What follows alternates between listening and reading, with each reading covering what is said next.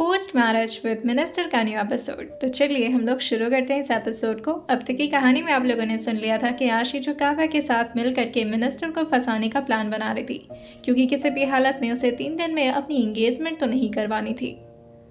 अब बस बारी थी उस प्लान को एग्जीक्यूट करने का। वो काव्या को लेकर के धन्नो में बैठ करके अपने घर के लिए रवाना हो जाती है। उसका घर जो थोड़े ही दूर पर था तो काफ़ी टाइम नहीं लगता और घर आ जाता है। वहीं काव्या जो उससे कहती है तो अब मैं चलती हूँ, ठीक है। और ये बोल करके वो आशी को बाय करके अपने घर की तरफ चली जाती है। वहीं आशी भी अपने घर आ जाती है। उसकी मॉम जो उसे देखकर कहती हैं, आज शाम को चलना है ब्यूटिशियन के यहाँ, तुम्हारा फेशियल करवाना है। और सुनो, 2 घंटे में वो लहंगे की डिलीवरी भी हो जाएगी, तो उसे प्रॉपरली चेक कर लेना, जो भी फिटिंग वगैरह करानी होगी तो कराना है ना उसको। वहीं आशी जो इन सारे बातों को सुन करके एक अजीब सी मुस्कुराहट सुरभि जी को देते हुए कहती है, इन सब की ज़रूरत नहीं पड़ेगी माँ, आपकी बेटी का दिमाग अब काम करना शुरू कर दिया है। और वैसे भी जहाँ आपकी बेटी ने एक बार दिमाग लगा लिया ना, वो चीज़ तो हो कर ही रहती है। और ये बोल करके वो सुरभि जी को गले लगाते हुए कहती है, आप चिल करो। और ये बोल करके वो अपने रूम की तरफ भाग जाती है। वो अपने रूम में आई ही थी कि तभी उसका छोटा भाई सीनू जो आकर के उससे कहता है, तो ये देखो मेरा कुर्ता आया है, कैसा लग रहा है? आपकी एंगेजमेंट में ना यही पहनूंगा। मैंने तो अपने 4 दोस्तों को भी बुलाया है और वो सब भी ना बिल्कुल मेरे जैसे कपड़ा पहन रहे, चारों दोस्त एकदम रॉक करेंगे दी। आशी जो सीनू को अपने गोद में उठाती है और उसको विंडो की तरफ ले जाते हुए कहती है, अगर एक बार और तूने मेरी शादी के बारे में बात की ना बेटे, तो यही विंडो से नीचे फेंक दूंगी। सीनू जो चिल्लाते हुए कहता है, मम्मी अम्मी दीदी दीदी। वो रो ही रहा था कि तब आशी उसको नीचे रखते हुए कहती है, चुप, हर बातें मम्मी मम्मी मम्मी, कब तक ऐसे मम्मी के पल्लों के पीछे छुप कर रहेगा?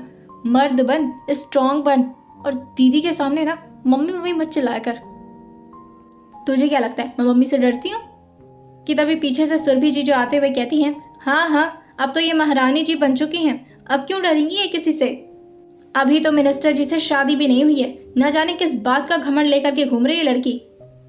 जैसे ही पीछे सुरभि जी की आवाज आती है, वो सीनू की तरफ देखते हुए कहती है, बदमाश कहीं के, मम्मी से डांट सुनवाया और मुझे। आज रात देख, आज रात तो मैं भूत बुलाऊंगी और तुझे जानबूझकर के डरवाऊंगी, बक्से में बंद कर दूंगी मैं तुझे। वहीं सीनू जो जल्दी से अपनी मम्मी के पास भागते हुए कहता है, मम्मी मुझे नीचे फेंकने की बात कर रही थी ये। सुरभि जी जो आशी को बोलती है, इधर देखो तुम, उधर क्या देख रही हो, मैं इधर खड़ी हूँ। धीरे धीरे आशी जो अपने कदम को सुरभि जी की तरफ मोड़ते हुए एक फेक स्माइल पास करते हुए कहती है, वो तो मैं बस डरा रही थी। सुरभि जी जो कहती हैं, क्या गुल खिला रही हो तुम इस समय? हाँ, और क्या कांड कर रही हो जिससे तुम्हें ऐसा लगता है कि तुम्हारी एंगेजमेंट कैंसिल हो जाएगी? जैसे आशी सुनती है, वो अपनी माँ का दिमाग छूते हुए कहती है, ये दिमाग है या कंप्यूटर? ये कुछ ज़्यादा तेज नहीं चल रहा है? देखो मॉम, आराम करो, रेस्ट करो, आपको क्या ही जरूरत है इन सारे मामलों में पढ़ने की? ये सब तो मेरा काम है ना, मैं संभाल लूंगी इसे। सुरभि जी जो उसका कान पकड़ते हुए कहती हैं, आज तक तुम्हारी सारी बदमाशियों को मैंने नजरअंदाज किया है बेटा, लेकिन ये बदमाशी वाली बात नहीं है। 24 साल की हो चुकी हो तुम, कब करोगी शादी? देखो, तुम्हारे सारे खानदान वालों को भी अब मैंने इन्विटेशन दे दिया है, तुम्हारे लिए कार्ड भी छप चुके हैं, और अब मैं और कोई नाटक नहीं चाहती हूँ। पूरी सोसाइटी आ रही है और साथ में तुम्हारा पूरा रिश्तेदार भी आ रहा है। अगर तुम्हारी वजह से कोई भी गड़बड़ी हुई ना, तो हम लोगों की नाक कट जाएगी, इसलिए प्लीज। और ये बोलते हुए वो अपना दोनों हाथ आशी के सामने जोड़ते हुए कहती हैं, रहम करो मुझ पर और अपने डैड पर। बचपन से लेकर आज तक, तुम्हारे स्कूल से लेकर के तुम्हारी सोसाइटी, तुम्हारे हर फ्रेंड्स के मॉम से सिर्फ तुम्हारी शिकायत ही सुनते आ रही हूँ। आज तक कभी कोई ऐसा काम नहीं किया जिससे मुझे तुम पर प्राउड फील हो। तो कम से कम चैन से बाकी लड़कियों की तरह शादी तो होने दो अपनी। क्या जिंदगी भर ऐसी गुंडागर्दी करना है तुम्हें? आशी जो अपनी मॉम का हाथ पकड़ते हुए कहती है, आप ऐसे खतरनाक तरीके से ना ताने मत मारा करो प्लीज। आपको अगर मारना ही रहता तो आप मुझे थप्पड़ मार लिया करो, ऐसे ताने मार करके इमोशनली क्यों मुझे साथ ऐसे ड्रामा खेलती हो आप? सुरभि जी जो उसका कान पकड़ते हुए कहती हैं, अच्छा तो ये सारी चीजें तुम्हें ड्रामा लग रही है? तुम मेरे दिल से पूछो कि मेरा क्या हाल हुआ है। जब तक तुम्हारी शादी नहीं हो जाती ना, मेरे तो सर का बोझ बन करके रहोगी तुम। और ये बोल करके वो आशी को एक बार देखती हैं और फिर सीनू को लेकर वहां से बाहर चली जाती हैं। आशी जो दरवाज़ा लॉक करते हुए कहती है, शादी करने की क्या ही ज़रूरत है, अपने घर में ससुरालों जैसा फील आता है मुझे। कोई अपनापन ही नहीं है, ना बेटी को प्यार करती हैं, बस ताने सुनाना होता है इन्हें। खैर खैर छोड़ ये सब आशी, जल्दी से अपने काम में लग जा।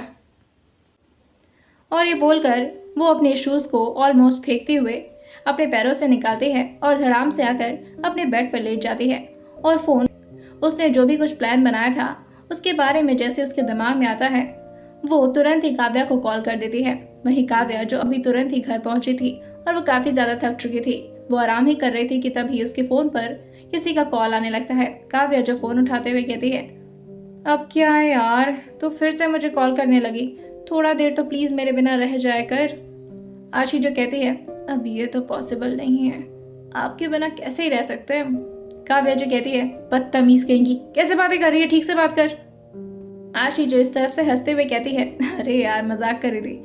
अच्छा यार, अब सबसे बड़ी बात तो मैं करना ही भूल गई, ये सारी बातचीत तो हो चुकी है, लेकिन मंत्री जी को इनविटेशन कौन देगा, उन्हें कैसे पता चलेगा कि हमें उन्हें क्लब में बुलाना है।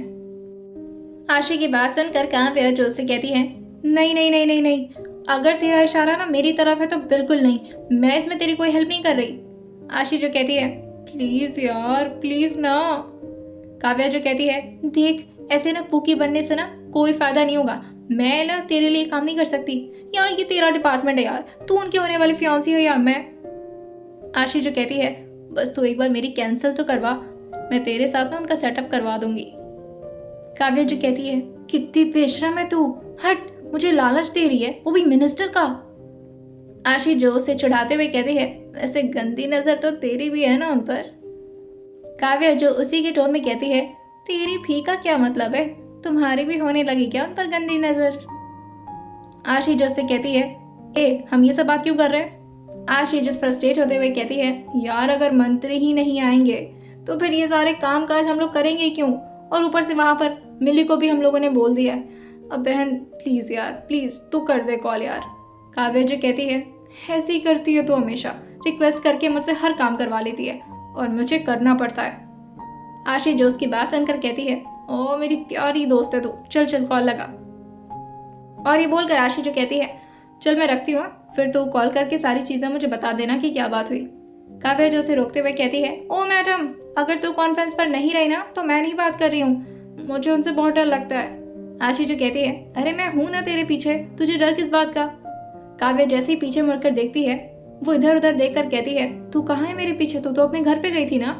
आशी जो कहती है, अरे बेवकूफ़, मतलब मैं हूँ ना तेरे सपोर्ट में, ये कहने का मतलब था।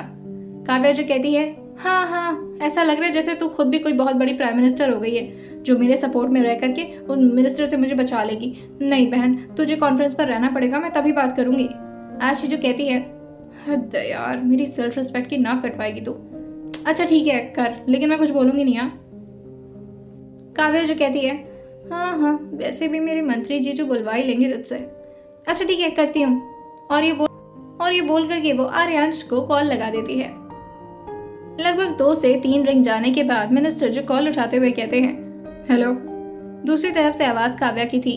वो धीरे से कहती है, hello good evening sir, I mean good evening जीजू। जैसे उसने जीजू बोला था, यहाँ पर आशी की मुट्ठी कस के बंद हो जाती है और वो धीरे से कहती है, बेटा तू तो बस मिल, ये जो जीजू कर रही है ना, तो तेरी तो जबान काटने लायक है।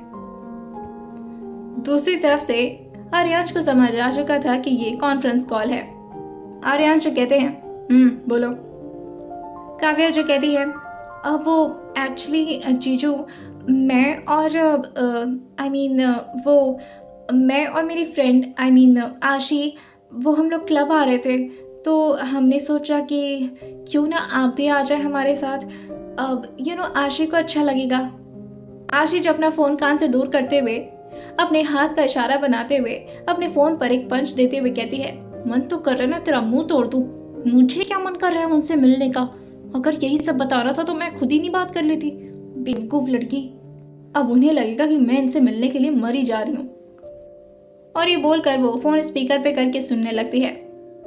दूसरी तरफ से आर्यांश जो कहते हैं, मेरे पास अभी टाइम नहीं, मैं बाद में बात करता हूँ। और ये बोलकर वो जैसे ही फ़ोन रखने वाले होते हैं कि तभी आशी जो तुरंत ही फ़ोन अपने कान से लगाते हुए कहती है, हेलो, टाइम नहीं है आपके पास। आर्यांश को तो बस यही सुनना था, आशी की आवाज़। आर्यांश जो कहते हैं, तुम भी हो यहाँ पर?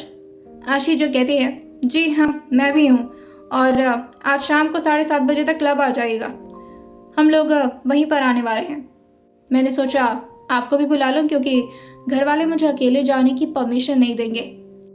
आशी जो आगे कहती है, वैसे मुझे तो जाना अकेले ही था और मुझे क्लब जाने का बहुत मन कर रहा था। हम सोचे कि पार्टी कर लें, मगर हमारे पेरेंट्स जाने ही नहीं देंगे अकेले।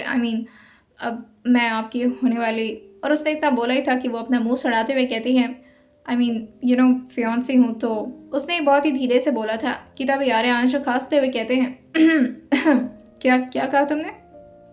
मैंने ठीक से सुना नहीं। आशी जो दोबारा से फ्रस्ट्रेट होते हुए कहती है, आप मेरे होने वाले मंगेतर। उसने इतना बोला ही था कि आर्यांश के चेहरे पर एक तिरछी स्माइल आ जाती है। आर्यांश जो कहते हैं, 7:30 बजे तक मैं फ्री नहीं हूँ, मेरी कुछ इंपॉर्टेंट मीटिंग्स हैं, सो थोड़ा लेट कर सकते हैं। आशी जो कहती है, ज़्यादा लेट अलाउ नहीं करेंगे मेरे पेरेंट्स। आर्यांश जो अपने एक पैर पर दूसरे पैर को चढ़ाते हुए आराम से सोफा पर बैठते हुए कहते हैं, अलाउ? वो क्या अलाउ करेंगे? अब तो तुम मेरे होने वाली हो, तो मेरे परमिशन के हिसाब से तुम्हें काम करना होगा। अब वो लोग जब तुम्हें पूरी ज़िंदगी के लिए मेरा कर रहे हैं तो तुम्हारा दिन रात अब सब कुछ मैं डिसाइड करूँगा। तुम्हें कहाँ जाना है, क्या करना है, क्या नहीं करना है। अपने फ़ोन पर अपनी पकड़ कसते हुए कहती है, ओह रियली? तो आप डिसाइड करेंगे मेरी ज़िंदगी में मुझे क्या करना है और क्या नहीं? मुझे अपनी ज़िंदगी में क्या करना है, कब बाहर जाना है, कब अंदर रहना है, किस टाइम क्या करना है, मेरा रात, मेरे दिन, सारी रूटीन्स आप डिसाइड करेंगे। हाँ, वो बोल तो बहुत ही नॉर्मली रही थी, मगर उसका गुस्सा उसकी आवाज़ में झलक रहा था। काव्या जो समझ जाते हैं कि अब तो खुद ही आशी अपने प्लान को ख़राब करके ही मानेगी, तो काव्या जो कहती है, वैसे कौन से क्लब में मिलना हमें? वैसे ठीक है सर, जीजू, आप जब कहेंगे हम तब तैयार हो जाएंगे। बस हमें कोई प्रॉब्लम नहीं है, बस ज़्यादा लेट ना हो जाए। मेरे भी पेरेंट्स मानेंगे नहीं, तो इसलिए। आर्यांश जो कहते हैं, 8:30 बजे तक 8:30 बजे तक मैं टाइम निकालने की कोशिश करूँगा। आशी जो कहती है, ओके। कि तभी आर्यांश जो कहते हैं, कौन से क्लब में जा रही हो तुम? आशी जो कहती है, यही हमारे घर के पास एक क्लब है, देसी वाइब क्लब करके नाम है उसका, वहीं पर जाएंगे। आर्यांश जो कहते हैं, मैं ऐसे छोटे मोटे क्लब में नहीं जाता आशी, अगर आना है तो रॉयल क्लब में आओ, जो शहर के बीचों बीच में है। आशी जो एकदम से चौंकते हुए कहती है, वो तो मेरे घर से काफ़ी दूर है और वहाँ मैं नहीं आ सकती। आर्यांश जो कहते हैं, मैं खुद तुम्हें पिक करने आऊँगा। मेक श्योर 8:30 बजे तक रेडी रहना। मुझे लेट करने वाले लोग पसंद नहीं हैं, और मेरा टाइम वेस्ट करने वाले तो बिल्कुल नहीं। आशी जैसे ही सुनती है कि खुद ही आर्यांश उसे लेने आएंगे, तो वह एकदम से कहती है, नहीं नहीं नहीं, आप लेने नहीं आ सकते, अब वो हम खुद आ जाएंगे, क्योंकि आशी को तो मिली और साथ ही काव्या के साथ आना था, और मिली का आना इन सारे प्लान के लिए सबसे ज़्यादा इम्पोर्टेंट था। आर्यांश जो कहते हैं, क्यों नहीं आ सकता मैं तुम्हें लेने? और तुम्हें लगता है कि मैं तुम्हें 8:30 बजे अकेले आने दूंगा, वो भी रॉयल क्लब में? आशी जो कहती है, कौन सी बड़ी बात है, 8:30 बजे मैं आ नहीं सकती हूँ। आर्यांश जो कहते हैं, कोई ज़रूरत नहीं है सिर्फ फालतू काम करने की, मैं बोल रहा हूँ ना कि मैं आऊँगा तुम्हें लेने, एंड दैट्स इट। और ये बोल करके वो फ़ोन रखने वाले होते हैं कि तभी आशी जो कहती है, मैं अकेले आ जाऊँगी, समझ आई आपको बात? आर्यांश जो उसे लगभग डांटते हुए कहते हैं, shut up and watch your tone. जैसे ही काव्या देखती है कि इन दोनों में तो अब आर्ग्यूमेंट ही शुरू हो जाएगा, तो वो उन दोनों लोग को काम डाउन करते हुए कहती है, ओके आप आ जाएगा लेने, हम लोग तैयार रहेंगे टाइम से। ओके जीजू, बाय। आर्यांश भी तुरंत फ़ोन कट कर देते हैं। वहीं आशी और काव्या का कॉल फिर से कनेक्ट हो जाता है और आर्यांश अपना कॉल डिस्कनेक्ट कर देते हैं। काव्या जो आशी को समझाते हुए कहती है, बहन तू लड़ क्यों रही थी? ऐसा लग रहा है जैसे सच में तेरी उनसे शादी हो रही है। उनसे शादी कैंसिल करने के लिए तो ये सब कर रही है ना? उसे अपने हाथ का पंच बनाते हुए दीवार पर मारते हुए कहती है, मन तो कर रहा ना कि उनके घर में घुस करके उनका सारा एटीट्यूड निकाल करके जमीन के अंदर गाड़ दूं। समझते क्या है वो खुद को? और देखा नहीं किस एटीट्यूड भरे लहजे में कह रहे थे कि मेरी रात और दिन को अब वो डिसाइड करेंगे, और क्लब भी उन्होंने डिसाइड किया, टाइमिंग भी वही डिसाइड कर रहे हैं। भाई ये हमारा प्लान है या उनका? काव्या जो कहती है ये हमारा प्लान नहीं है, हमारा प्लान तो ये है कि हमें किसी भी हालत में उनके खिलाफ सबूत लेना है और वो हम किसी भी हालत में ले लेंगे। आशी जो कहती है अबे यार तू फ़ोन पर इस तरह की बातें मत किया कर यार, प्लीज़ तो इस टाइप की बातें ना फ़ोन पर मत किया कर। अगर हम कुछ सीक्रेटली बात कर रहे हैं तो प्लीज़ उसे हम आमने सामने ही करें तो बेहतर होगा। तुझे पता नहीं है लोग फ़ोन से बातें सुन लिया करते हैं। वहीं दूसरी तरफ आर्यांश जो अपने कान में ब्लूटूथ लगाए हुए कुछ सुन रहे थे और वो ब्लूटूथ को अपने कान से निकालते हुए कहते हैं काफ़ी माइंडेड है हमारी होने वाली फियांसी जी। और ये बोल करके वह ब्लूटूथ को टेबल पर रख देते हैं। उनके ठीक बगल में दो आदमी बैठे हुए थे जो कि हुडी पहने हुए थे और वो लोग लैपटॉप में कुछ काम कर रहे थे। ऐसा लग रहा था जैसे कि वो लोग कोई हैकर हों। आर्यांश जो काउच से खड़े होते हुए उन दोनों को देखते हुए कहते हैं मेक श्योर कि उसकी हर एक कॉल रिकॉर्डिंग सेव हो जानी चाहिए और जब भी मुझे उसे सुनना हो मैं सुन सकूं। लेकिन तुम लोगों ने अगर उसकी प्राइवेसी में घुसने की कोशिश की तो याद रखना कल का सूरज नहीं देख पाओगे तुम लोग। Get that? वो दोनों आदमी जो अपना सिर झुकाए हुए अपने दोनों हाथ को बांधे हुए खड़े थे वो तुरंत ही अपना सिर हाँ मिलाते हुए कहते हैं जी सर, समझ गए। वहीं उनका पीए जो उनके पीछे पीछे दौड़ते हुए आता है और कहता है सर पर 8:30 बजे के बाद ही आपकी मीटिंग थी सर। दुबई में हुए उस गैंगस्टर की मौत से सर पूरा माफिया वर्ल्ड उसने इतना बोला ही था कि तभी। आर्यांश उसके कंधे पर हाथ रखते हुए उसके कंधे को थोड़ा जोर से दबाते हुए कहते हैं मेरे इस मेंशन में आइंदा से कभी भी माफिया वर्ड तुम्हारे मुंह पर नहीं आना चाहिए। यहाँ मैं अपनी पॉलिटिकल लाइफ जीता हूँ तो मेक श्योर कि तुम सिर्फ उसी से रिलेटेड मुझसे बात करो। बात समझ आई? और जहाँ तक बात रही उस दुबई वाले मीटिंग की, तो और वैसे भी जिस आदमी की मौत हुई थी वो मेरा ही बिजनेस पार्टनर था। उसके केसेस से रिलेटेड जो भी बात होंगी वो मेरा लॉयर कर लेगा। मुझे अपनी होने वाली बीवी को टाइम देना है। तुम उस मीटिंग को लॉयर के साथ कनेक्ट करवा देना। और ये बोल करके वो अपने रूम में वापस चले जाते हैं। आइए जानते हैं आखिर कैसे करेंगी आशी और काव्य अपने प्लान को एग्जीक्यूट, और क्या सच में फंसने वाले थे आर्यांश उन लोगों की जाल में, या उन्होंने ऑलरेडी आशी के लिए कुछ नया ही प्लान बना रखा था। क्या क्लब जाना भारी पड़ जाएगा आशी को? आइए जानते हैं इसे आने वाले एपिसोड में, और सुनते रहिए फोर्स्ड मैरिज विद मिनिस्टर सिर्फ और सिर्फ स्टोरी विद सौम्य के साथ।